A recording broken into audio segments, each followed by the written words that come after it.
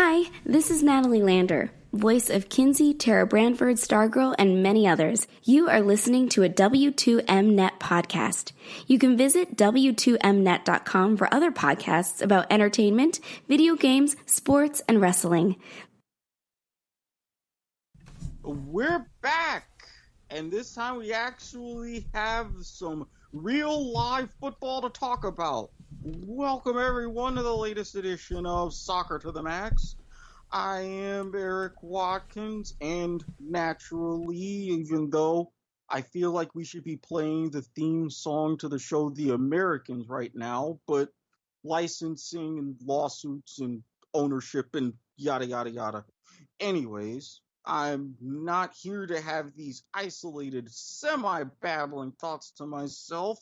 Alongside me is always the faithful stewardess of the show, Rachel Krieger. I think you come up with a different, I guess they're like adjectives. You come up with all these different adjectives on the fly, and they're very impressive, but this is a new one. I dig the stewardess title. That's interesting, but yes, live football to talk about. It's exciting. I think we both tuned into a few matches this weekend, so I'm excited to talk about it. We did, and for the one interesting story I'm going to have to get out of the way, Seoul, I get that you're you. I get South Korea is a different place. I get that you do things that I would appreciate. But really, time and place. Time and place. If I had $82,000 to give you over what happened with the whole sex dolls and advertisements in the stands, I would. But I don't. So you're on your own. So again, time and place. Is it bad that I thought of you when I saw that on Twitter? I was like, I wonder what Eric thinks about this. Not bad at all. And I was like, okay, they went all out. That's great. But I'm like, this is probably a bad idea in the greater context. I like it, but not everybody will.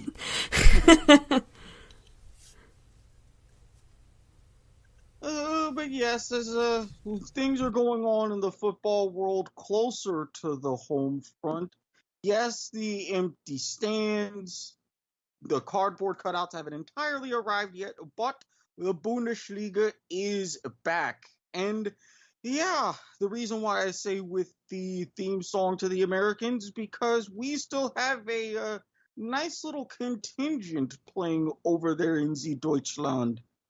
Not everybody had a good day, though. Yeah, that's to say the least.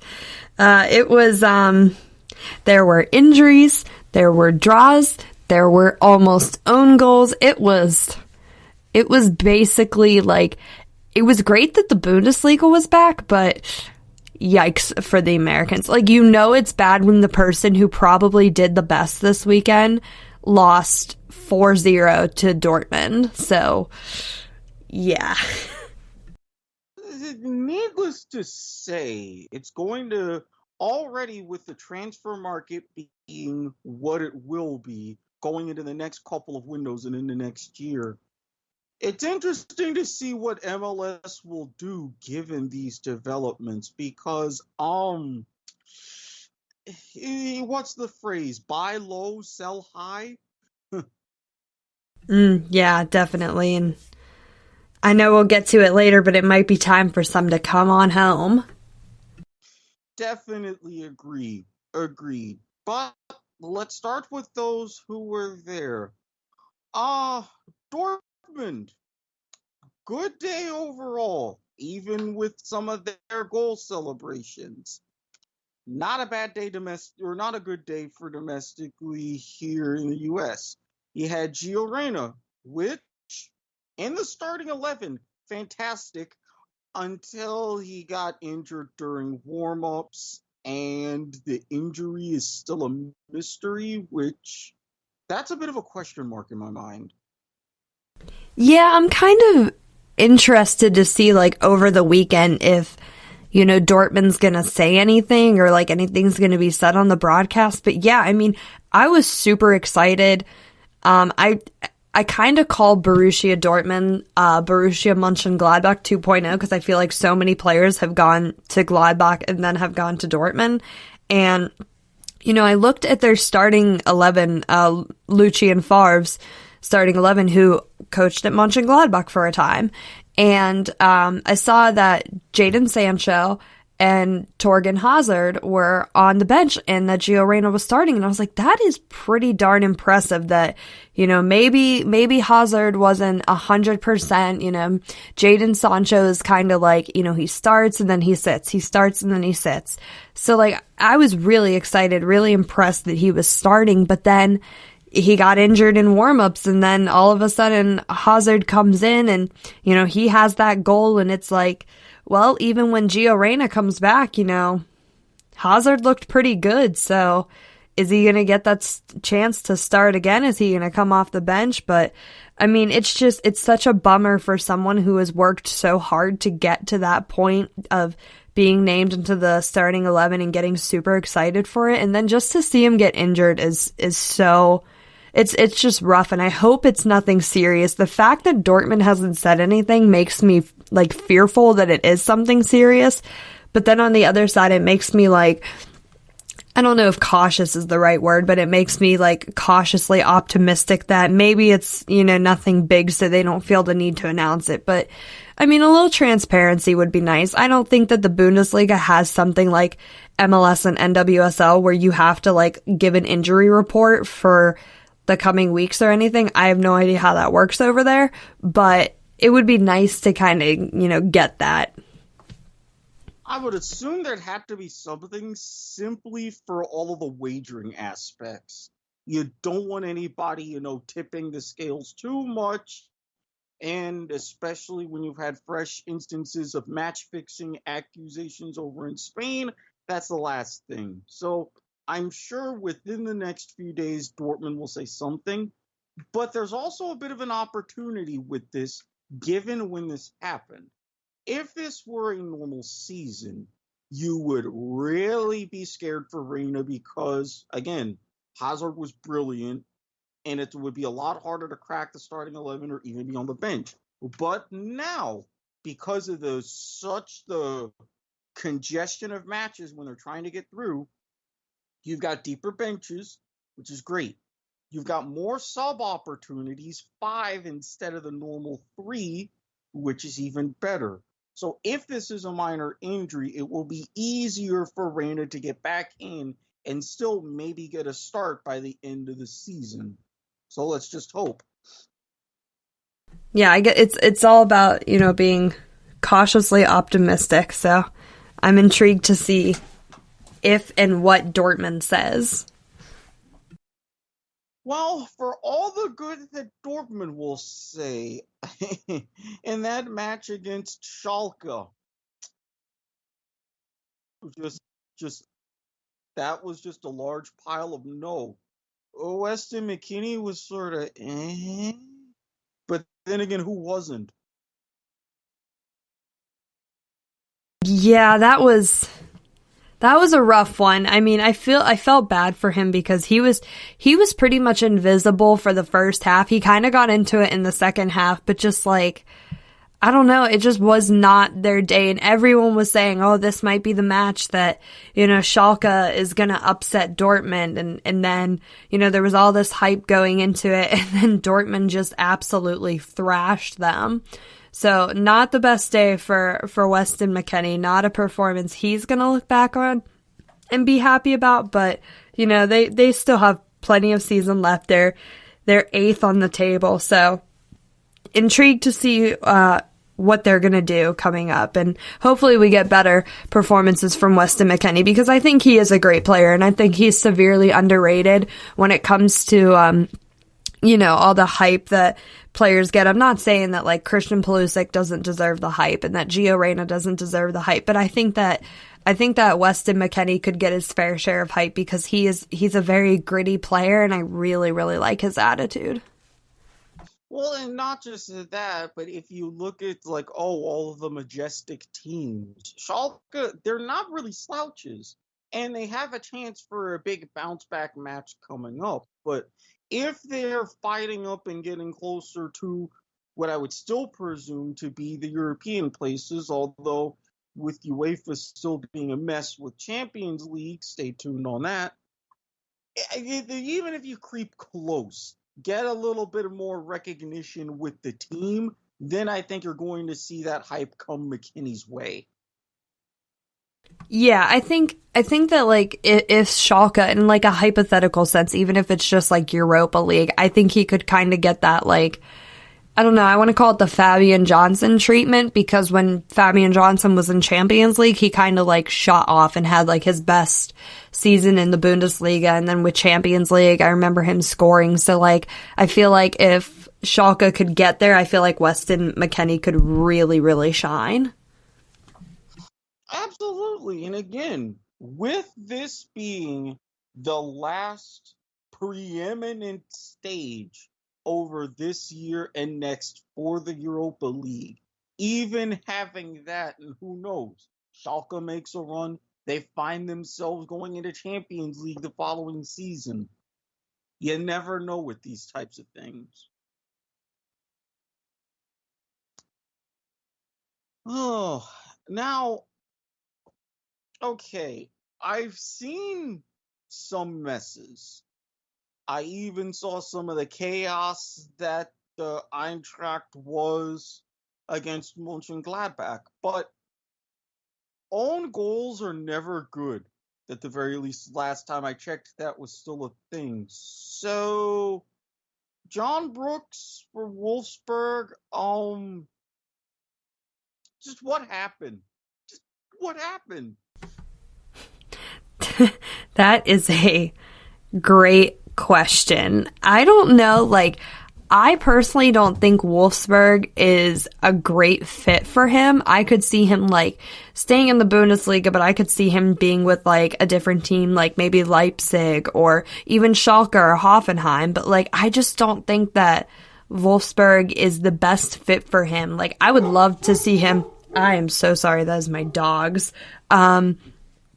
I would love to see him go to, like, Gladbach even. I think that would be great, but, like, I don't know. He just, like, I feel like he's super inconsistent. Like, he has great games and, like, he'll be with the national team and then he'll be great, but then he'll go back to club and it's like he's not in his best form, and then he still gets called up for the national team and it's not the best performance. So I think there's a lot of inconsistencies with him, and he's 27.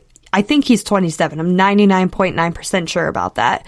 And he's, like, really supposed to be going into the prime of his career. So I would like to see him either stay with Wolfsburg and figure out a way to improve, or go somewhere else and, you know, figure it out there. He is indeed 27. And the thing is, I can't even really argue that, it's just the change in systems in what he's asked to do out of the back, because it's not terribly different. I mean, especially for defenders. Yeah, for sure. I don't know if the system is his best fit. Well, at the very least, they were saved. The great stoppage time goal, they got the 2-1 win. So you got the 3 points, but there's still one of those to where there were a lot of questions. And it doesn't matter if it's pretty. It doesn't matter if it's ugly. Right now, I think, like, that, looking at the table right now, there's such a difference in drop-off between the 5th place and 6th place team. Leverkusen has 50 points. Wolfsburg, who is in that 6th spot and is one of the last Europe spots, has 39 points. So I don't really think that it's a huge drop off. So that's an 11-point difference. I think those, like, 1 through 5 spots are, knock on wood, who knows, like, pretty solidified. So I think that 6th spot is going to be tight between Hoffenheim, Schalke, Freiburg, and Wolfsburg. Lord, that's going to be an intense race as the season goes to a close. That's potentially going to be ugly. Very ugly. Now, on some better news, although not good for results, Leipzig, they got the draw with Freiburg, which is okay. Tyler Adams got the start, which is even better, but it was another one of those to where, and you could call it what it is with the different training and everything, this wasn't one of those overly impressive kind of schemes. Yeah, for sure. I mean, I watched a little bit of it. I didn't really get to catch all the match, but from, what I saw and from what I've read from others, it was just it was an okay match. And I think everybody's going to have that. I think the people who were, great in I guess it's technically match day 26, but, those who were great in the first week back, maybe not be so great the next week. And maybe those people who are not great will bounce back and have better performances. I hope for Tyler Adams' case that's true. I know he was injured a lot this past, the whole Bundesliga year. So I'm interested to see, how he does coming back from an injury. Yeah, and for something like that, coming back from an injury is one thing, but especially now, it's really a test of your mettle to see, number one, how much you're going to miss, and how much are you going to be able to perform with this condensed stretch run when you do come back. Because, as I mentioned earlier, what is the traditional transfer market is going to be obliterated. So, if you were trying to see this as something of a shop window before, you're really going to want to try to see it now, because if the odds are, if you're not getting along or you have some issues there, your best luck may be wherever you are, staying domestically, at least for the next season. Yeah, for sure. I totally agree. Oh, another blow with, speaking of injuries, was for Stefan, out for Dusseldorf, so another hit there. But for another American who made an appearance for Werder Bremen, which, Josh Sargent, it's good that he can come in, but how much of an effort are you really asking from him to help the team at least attempt to stay up? How much can he really offer? How much can you put on the guy's shoulders? I mean, they are desperately fighting to not be relegated this year. And I mean, hey, if anything, Josh Sargent is going to score a lot of goals in the Bundesliga too. But I really hope that's not the case. I hope another team is able to pick him up if that relegation does happen. But it's just upsetting to see how, he's such a good player, and I know he trains hard, because he wouldn't be in the Bundesliga if he wasn't. So it stinks to see how much work he puts in. And every time I hear the coaches talk about him, they're like, "Oh, Josh Sargent is great. He's great. He's such a great American striker. He's going to be the next Clint Dempsey," and stuff like that. But it's like, why aren't you using him then? I get it. He's young, but if he's got this talent that you say he has, then use the guy. It's at the point where Werder Bremen has 18 points, and it's like, what do you got to lose? Just throw the kid in there, let him score some goals, and see what happens. Okay, since you have the table up, how far are they from safety? Are we talking to fight for a playoff, or just safety? Safety. Ooh, yikes. Mainz is in 15th place with 27 points. Bremen is in 17th place with 18 points. So 9-point difference. So a 9 points there, and then how far are they from that relegation playoff spot? 23 and 18. 5 points? 6 points? I'm not good at math. 5 points. 5 points. And Dusseldorf has that 16th spot. Okay, so right now, you're looking at, you need to go on a pretty significant run regardless. You would have to win reasonably 2 of your next 5 and get points in at least 3 of them in order to ensure that you're still in a fight. If you're that much adrift, let Sargent go, see what he can do, and if anything, it winds up being a shop window for him, so be it. Yeah, just let the kid rock and roll. Why not? But then again, this is just us, but if I'm in that situation, I'm like, okay, he's earned his dues. Give him at least, start with giving him 1 start. See how he goes. And then if he earns another and another, so be it. Yeah, I mean, they're 18 points, and to get to safety, you need 9-10 points. Just throw them in there. What do you got to lose? Yeah, to even consider safety. Like I said, 2 wins out of your next 5 and throw in an extra draw or 2 there for comfort, so that way you can at least fight for that playoff spot. If you're looking at making a run toward and making the march to safety, you've pretty much got to win 3 in a row or 3 out of 4, and then overall go unbeaten in 4. So if the task is that Herculean, what's the point?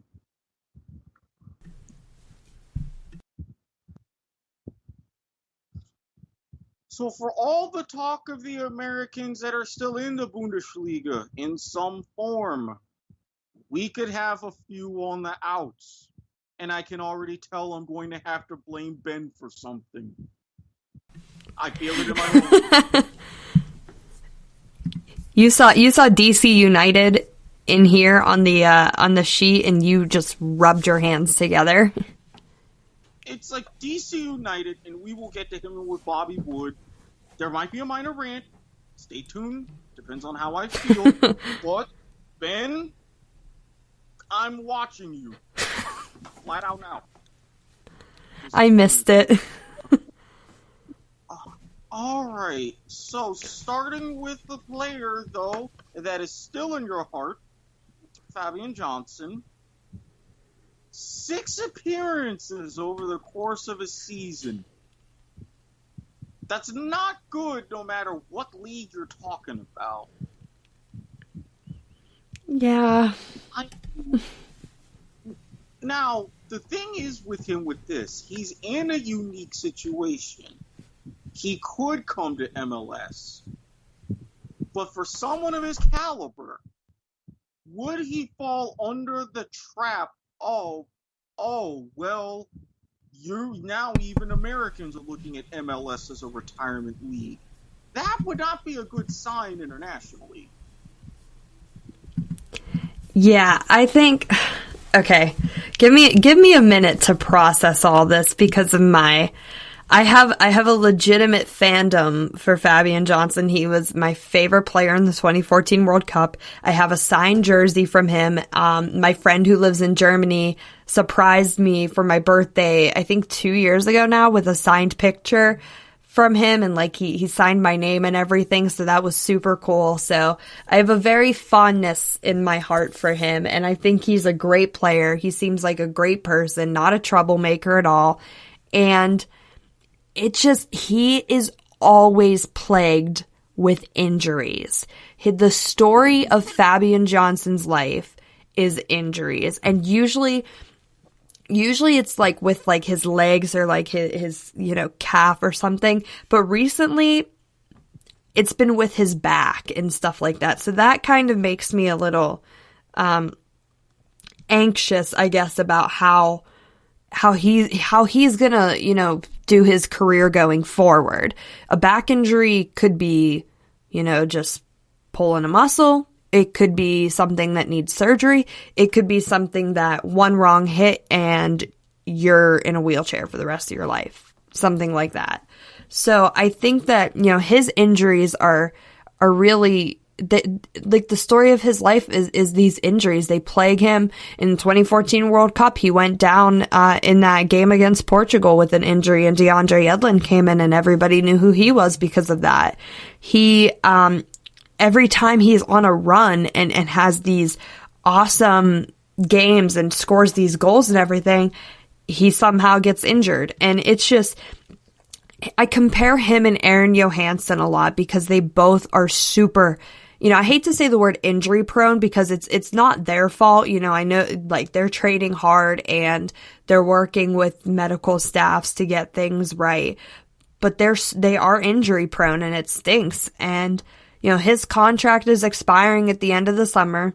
Gladbach has a lot of youngsters on the team. He's 32. He's not getting any younger. So I think a couple years ago, I don't know if you remember this, but FC Cincinnati was trying to get him when they were still in USL. Yeah, they were still in USL, and like there was like, I don't remember, it was like something about like contracts and stuff. They couldn't sign him to an MLS contract yet because they were still at the tail end of the USL season. So that kind of fell through. But then at the end of 2018, they were like, yeah, we still have interest in him. But I think that interest has kind of faded. I don't know too much about that on the inside, but I think if anybody is going to come to the MLS that's abroad, I think it's going to be him. I remember too about maybe like a year or 2 years ago, he had done an interview somewhere over in Germany, I think maybe with Kicker, and he had said that he's been at Gladbach for so long, he's been there since 2014, that he can't see himself going to another Bundesliga club. So, he's a guy too that even though he plays for the national team, he is one of the many German Americans. Dad was a U.S. soldier, mom was a German, and so he was one of those guys, recruited by Jurgen Klinsmann. So I think that if anybody makes sense to come to MLS, I think it's him. I think he's still got enough in the tank for, 2 or 3 more seasons. I can't see him staying in pro soccer until he's close to his 40s. But, I think what stinks is, I think his international career is pretty much done. I know him and Greg Berhalter have a pretty good relationship. They used to be teammates at Munich 2, I think it was. So I think his international career kind of has a bow on it, even though I don't think he got a chance to kind of like say his parting words. Bruce Arena just kind of like kicked him out like he did with some of the other German Americans, but that's a rant for another day. But I think MLS would make sense for him because, listen, there's so many people that call it the retirement league, and in some ways that's true, and in some ways it's not. And I think for Fabian Johnson, it would be a really good place to kind of end his career. I would love him to come to my Seattle Sounders. I don't think that would happen. I think if he'd go anywhere, I was just about to ask about that.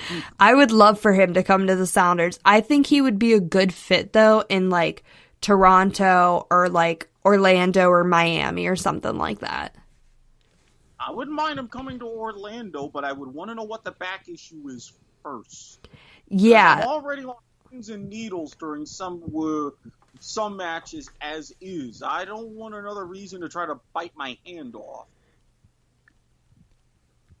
Yeah, I think, and I think they've always been pretty like broad with his injuries and stuff like that. And, some clubs are specific, some aren't.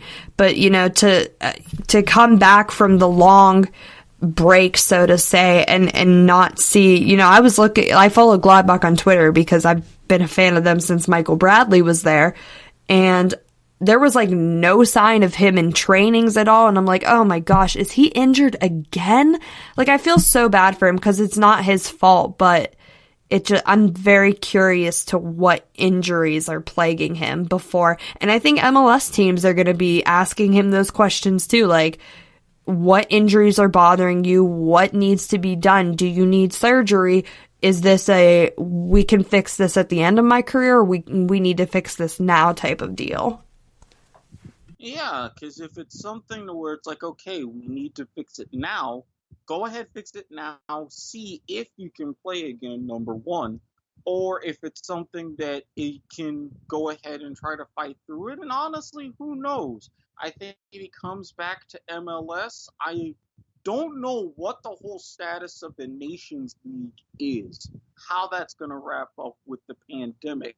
But if there's an opportunity to where you could get him at least on the bench for one of those games, why not? Why not?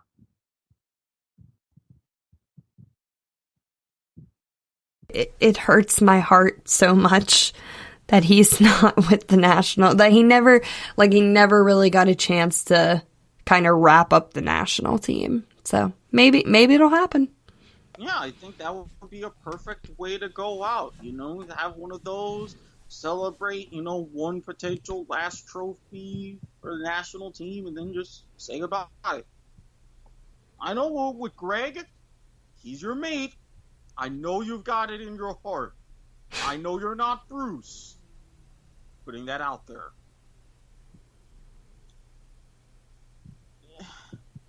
Now, I gotta say this.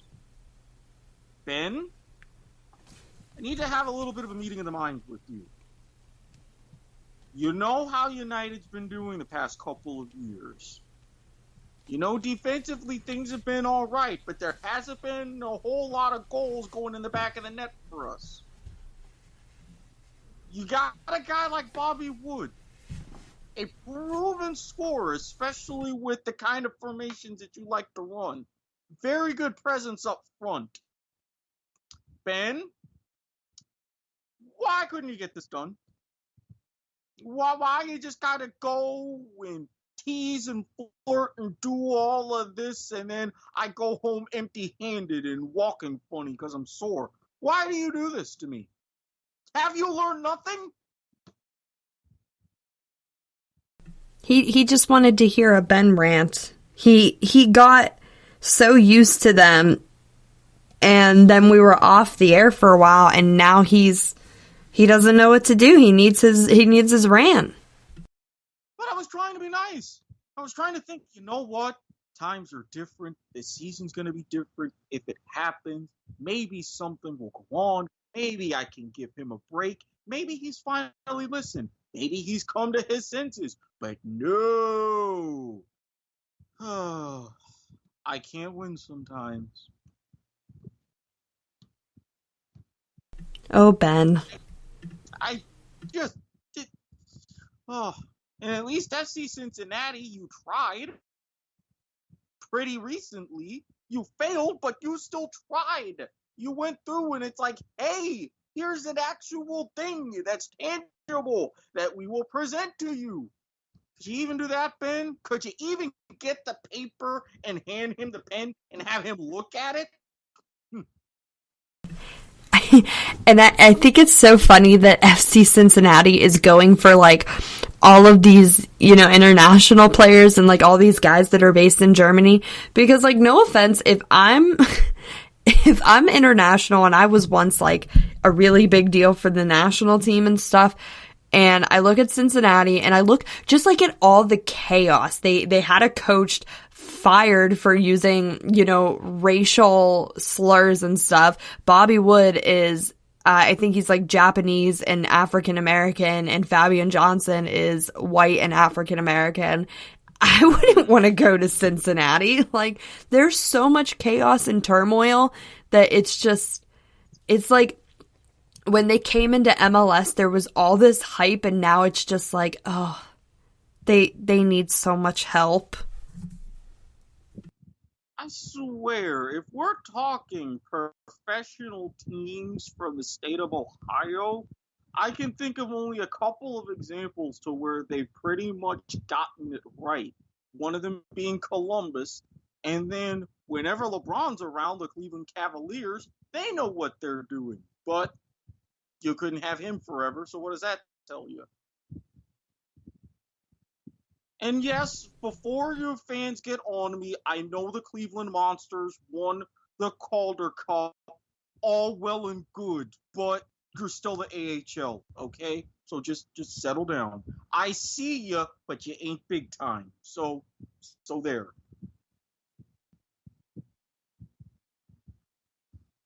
Hmm.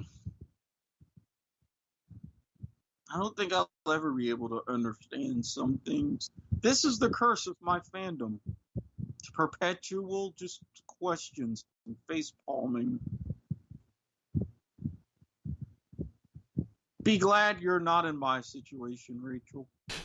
I was going to say, is like, in the soccer world, 50% probably Ben? Yeah. I mean, even with my soccer teams, he's the only one I can't figure out. I know who to be mad at in Orlando. I know when things are going to be fixed. I know I'm not always going to like it, but I don't have hope. Manchester United, I know what's going on. I know the mediocrity. I don't have to accept it, but I know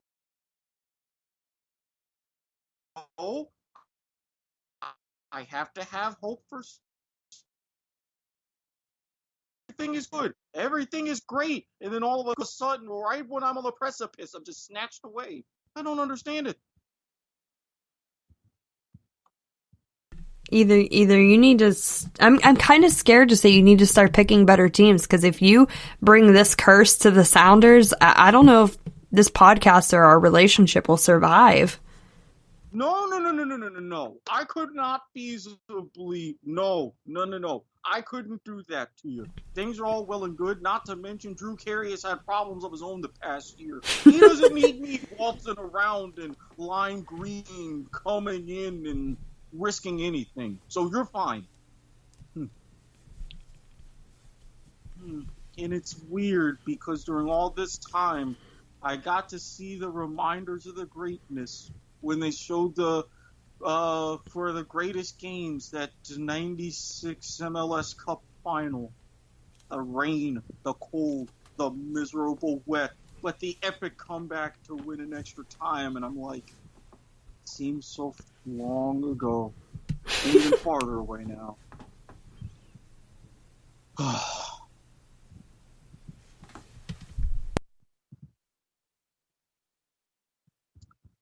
Alas, I must press on. There is someone else in kind of a similar boat to Bobby Wood, and that's Timmy Chandler. The brightest flames burn out the quickest, I guess, in this case. Yeah, I feel like he's like John Brooks in a lot of ways. He's very, he's very inconsistent. For a while, he was like unheard of in the Bundesliga. Like, you very much never really heard Timmy Chandler's name, and then all of a sudden, at the end of 2019, he just like blew up, and then he started going downhill a little bit after the winter break, and then lockdown kind of hit, and it's just like it's interesting because he does have a home in Frankfurt. I think if anyone can crank out a few more years in Germany, I think it's him out of the three guys we're talking about. But I think he would be a really good fit for MLS because of his age, because of his position. And I think that just his personality, he's a very outgoing type of guy. And I think that MLS, kind of needs that when it comes to the dual nationals coming to America and whatnot. I think that there's kind of like a stigma that they're all super quiet because they're dual citizens. But I think that Timmy Chandler has a great attitude, and I think that he's one of the most likable players. So I could totally see him coming to MLS and being like almost like a face of a franchise for a team like maybe Houston or even Orlando or up in Montreal. I think that would be great. Yeah, you bring this, not just the dressing room atmosphere, but just with the overall style of play. I would love to see him in Orlando. I mean, we've already got good situations trying to keep everything up with Dwyer, and we're finally starting to convalesce. Maybe Chandler's that boost that we need to finally get into the playoffs. So that could not hurt. Yeah, and he's a defender, and he was scoring some goals for Frankfurt. So, I mean, attacking, wingers and left and right backs, I mean, Orlando could do much worse.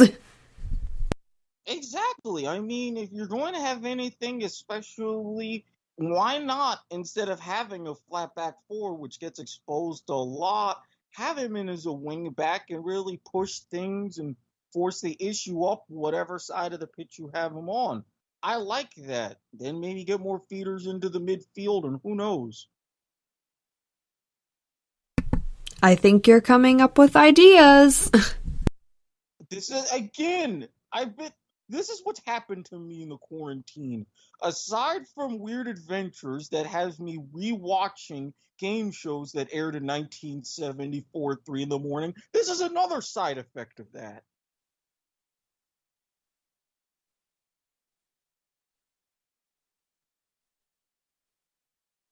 All right. Now, speaking of ideas, I have had the idea that I tried to do with Sean when it came to pick'ems. Okay, I'm listening. So, if we pick a winner, they go ahead and they go on and win, you get 3 points. If they draw, you get a point. If you pick a match to draw, and it does, you get a point. But if someone wins, you get nothing. Okay. And yes, this is also something that we can both keep track of as we go towards the finish of the season. I'm here for it. I like it. Awesome. That said, we got 4 key matchups here. So starting with Mönchengladbach against Bayer Leverkusen. Now, I'm going to say this. Gladbach struck early against Eintracht. They struck often. That first goal that they got within the first couple of minutes, yes, it not only set the tone, but one thing I noticed was a lot of constant pressure, especially in the second half, going along wings.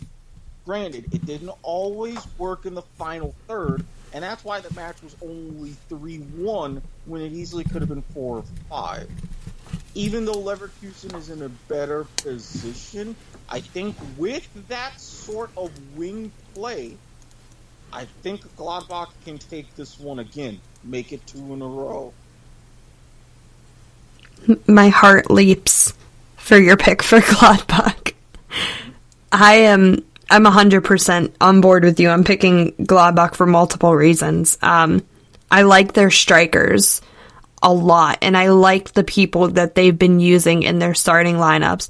I am a big fan of Oscar Wendt, but I understand why he did not start against Frankfurt this past week. So I'm interested to see what Marco Rose does for a starting lineup on the back line. My only somewhat critique, and this is not on Jan Sommer at all, but Gladbach has a really hard time of keeping a clean sheet. So I would like to see a clean sheet. I don't know if it would happen against Leverkusen because, like you said, they're in a better position, that it's going to be a tight match. But I think that Gladbach will edge it out. I don't think it'll be a clean sheet. No, because even with that goal that Frankfurt scored, it was that was just very, very sloppy defending. Even though it was late, even though it was just a consolation, that was an opportunity to get a clean sheet right there. So this one is probably going to be closer to a 2-1. I'd be fine with that. Yeah, I'm thinking along the same lines. For our second match, Wolfsburg against Dortmund. I mean, ouch. Could Dortmund put up another 4-0? Maybe? I don't know how Wolfsburg could even really challenge. I don't. Yeah. I don't know if 4 goals. I'm intrigued to see who they're going to do in the starting lineup, too. I think that's going to be a common theme for me throughout the Bundesliga, but, like, I'm really, really interested to see if Hazard gets the start again or if Jadon Sancho gets in there as well. So, intrigued about that, but either way, I'm going to go Dortmund 3-0. Honestly, I do think they can pull it off just because of their firepower, and this is not the kind of a run you want, or not the kind of match you want to start a run with Wolfsburg. I want to give them a consolation goal, but I don't see it. This could be another 4-0. It could be. Do we have Erling Haaland scoring? Okay. Let me just say this. 9 matches in the Bundesliga overall, including what happened. 9 matches. 13 shots on target in those 9 matches. 10 goals. Against a team like Wolfsburg, a brace is not out of the question. Maybe a hat trick. No. Not going there. Brace. It's like, I don't know. If he does with all of this meditation, and even to the point where he's got his social distancing celebrations down pat, he's like at some sort of level of nirvana that we are only just discovering. Possible, but I don't want to put that much on him.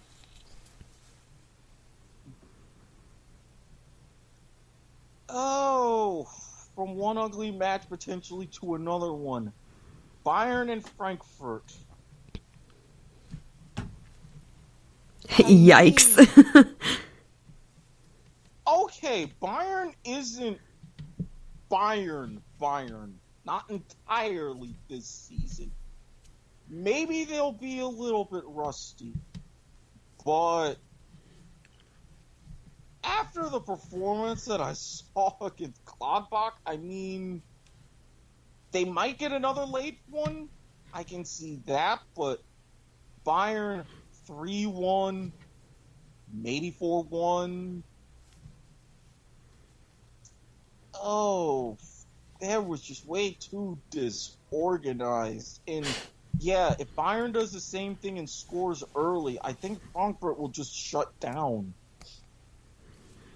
Yeah, and I could totally see Lewandowski scoring early. I think I'm going to go 3-0 on this one for Bayern. I think Manuel Neuer is going to celebrate that contract extension till 2023 with a nice clean sheet. Oh, little, I hadn't even thought about that. If the defense can keep their guard up, make it easier on Neuer, he'll get the clean sheet. But I still think at some point Frankfurt is just going to be like, you know what, we're not going to go through this again. But I don't see them putting more than one past them.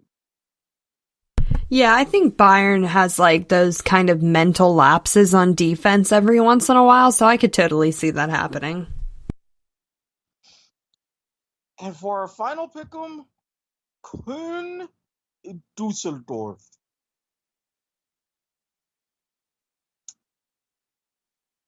This one, with the way Düsseldorf is, even though they're short-handed, I think knowing that they're in a relegation fight, they could get a point out of this. I don't see a win, but maybe a 1-1 draw. Are you copying me? I'm not. It's just out of my head because I know these teams, when you get to the end of the season, you gotta watch out for the plucky ones because they're the ones that are most likely going to go ahead and get these results. And knowing who's down underneath of them, they're like, Dusseldorf is a team that I don't really see them going out, even in trying to avoid the playoff. they're going to try to avoid the trap door so hard. And if they get a point out of this, put further pressure on the likes of Bremen, see what happens. Yeah, I was just about to say too, I think looking underneath them, they understand that they have a little bit of breathing room, but not a lot of breathing room. So I think a point would do them well. I think it's going to be 1-1 as well. I guess for the sake of something new, something refreshing, I could also see 2-2. I could see this being a game where both defenses just kind of collapse. So it'll be interesting. It will be, because how well, and you'll see more, what they've been practicing and sharpening up on the training ground, given everything that's been going on and what they focused on as time got closer. If they're focusing on a little bit more pushing upfield, getting more confident in their passes, then yeah, we could see a higher scoring match. But if they're like, okay, we know we haven't been able to get any kind of offensive production, we'll focus more on parking the bus, then it'll be closer to 1-1. That'll be determined really within the first 25 minutes. Yeah, I think it'll be a good one. I think it's a match on the radar that might be underrated. Obviously a lot of star power around them with other clubs. It's not the sexiest match, but I think it'll be interesting. Definitely. This will be really the one to keep an eye on for this next match day. And finally, wrapping up with news on the home front. A lot of players are kind of big bad at developments and some wishes in their leagues, and rightfully so. The NWSL is looking at a tournament basically to be held in Utah. Now, how it would work, you have both Rio Tinto, where the Monarchs and RSL play, or the Royals and RSL, and you also have the pitch where the Monarchs play. All 9 teams would be involved. They would be in 3 triangular groups, and it would be a double round robin, and then it would only be Devil takes the hindpost, and you would have quarterfinals. Logistically, I don't like it. Just based on the logistics, I think if you're going to do something like that, that's just too long. I think it's too long, and I think it's too rushed. I mean, NWSL would have been competing, like this would have kind of been like coming up the peak of their season, the summer. They would have had the Olympics, but that's already been postponed, but there's no tournaments right now to speak of.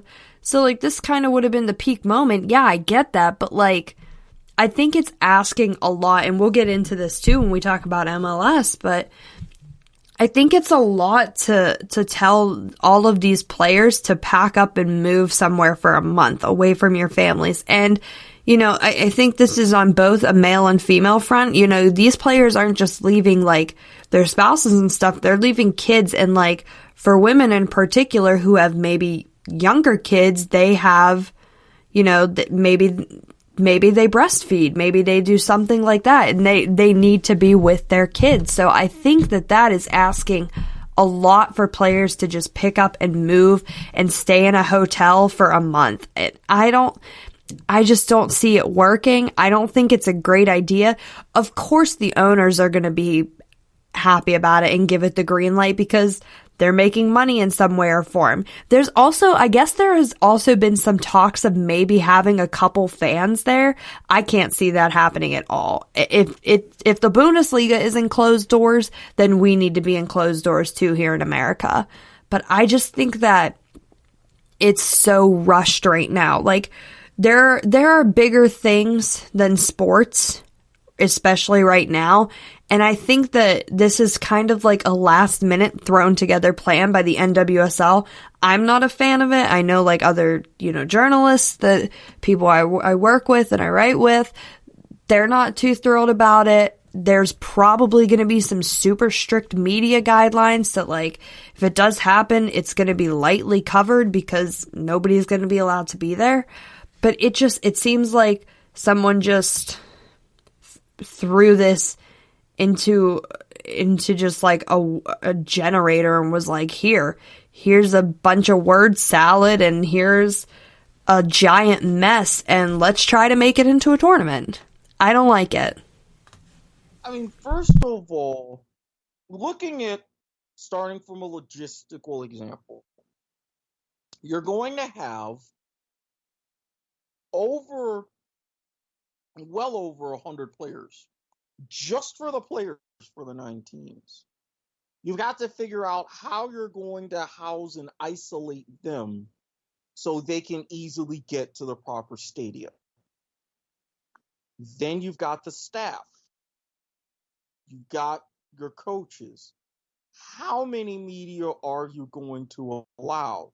How are you going to cover this? Will it be on regular television? Will it be through streaming? What's going on? Those are those logistical hurdles. Number 2, the timing. You're talking just for what would be the group stage alone, 18 matches. Add in the knockout round, that's another 7, so you've got 25. How quickly are you going to try to get these 25 matches played? If you've got them at the 2 stadia, fine, but are you going to have multiple matches a day? What are you going to do with substitutions? And then just keep the on-pitch fitness of all of the players. And you brought up a point about the fans.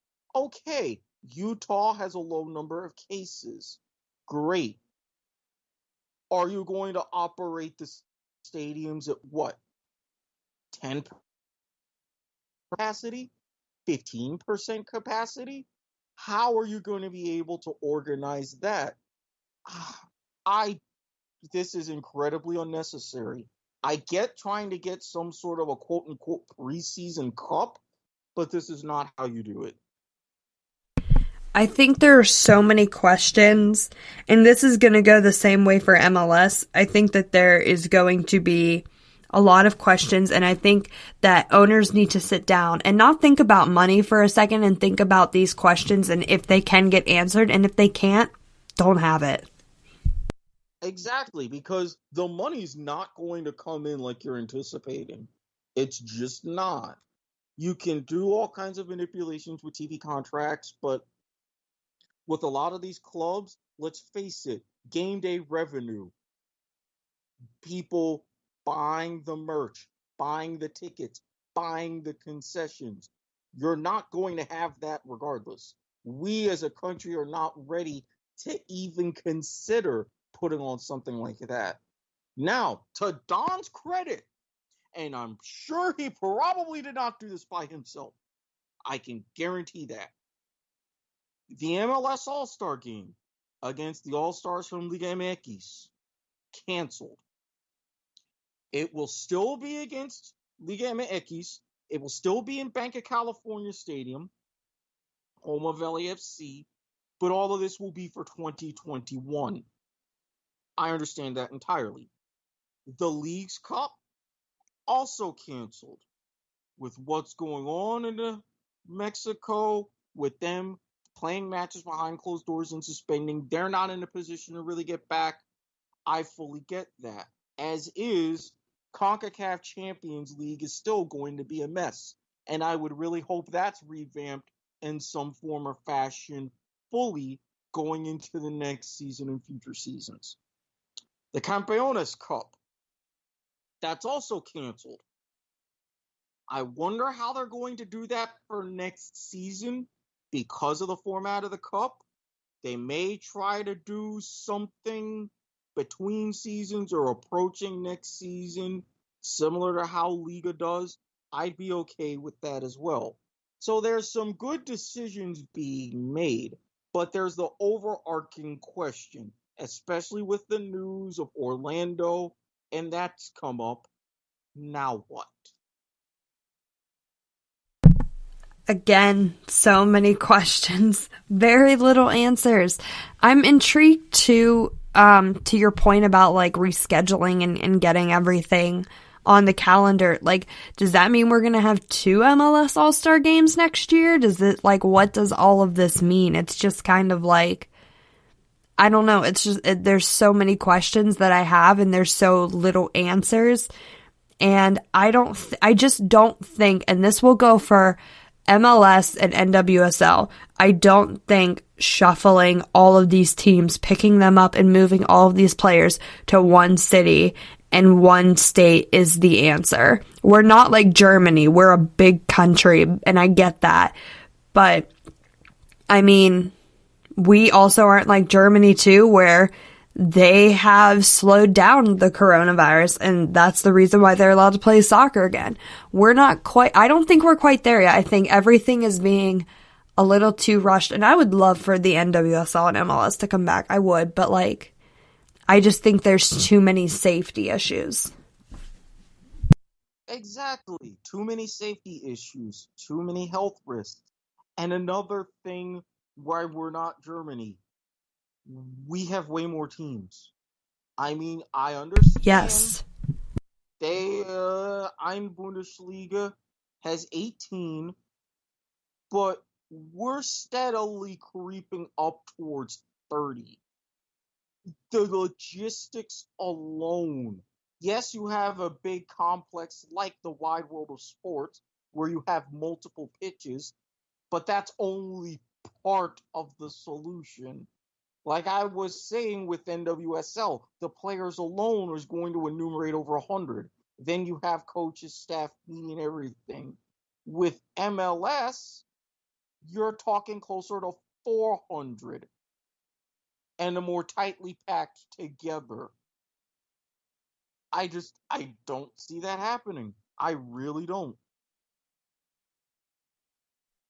Everything is in limbo. I mean, all of this stuff could really be for nothing. Like, what if this Orlando thing does happen and someone on a staff or even a player tests positive? Then everything needs to be shut down. Absolutely. It's not like you can go ahead and just isolate that player for 2 weeks. You would have to look at, all right, who did they train with? So that would eliminate most of your team. Was it after a match? Well, then you have to look at who played in that match. Who were the opponents? Look at all of them. Then you would have to go ahead and say, oh, well, this was kind of deep into the tournament. All right, who did those opponents play? One after the other, then it snowballs, and then the entire thing is gone. And in order to have this done even being close to correct, you would not need hundreds of tests. You would need thousands. And for reasons I will not get into here, a lot of those tests are going to be hard to come by. So many questions, very few answers. I'm going to keep saying it. Well, hopefully we get some of these answers. Don comes to his senses. And if he finally does, then that's another rant I won't have to make. And then I can save for next time. Because for today, we are done. That is a great sign off there. Again, this is the kind of thing when you can feel the knife edge of your sanity and you can run your fingers along it, and you've been able to do that for the past 2 weeks, you don't know what's going to come up in your brain. At least that's been my case. Eric Watkins, everyone. At Squid Sports Head on Twitter. Yes. it's still a thing. And yes, as you've noticed, I am holding up my promise of live tweeting. I noticed that. I saw you live tweeting the Gladbach game. It made my heart flutter. Oh, I was like, I'm here, it's on. I didn't have a session until late in the match, so I'm like, all right, I'm just gonna tweet what I see. And then for the last few minutes, I'm like, I've got to run, but at Rachel Krieger, yeah, she'll take over the last little bit. Follow her. I got you. I don't even have to plug my Twitter because you just did it for me. See? This is how I operate.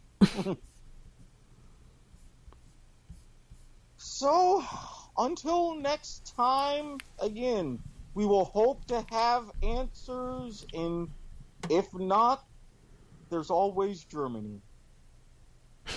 That's going to be the new slogan of Soccer to the Max. There's always Germany. Plus, it has a better ring to it than there's always Belarus.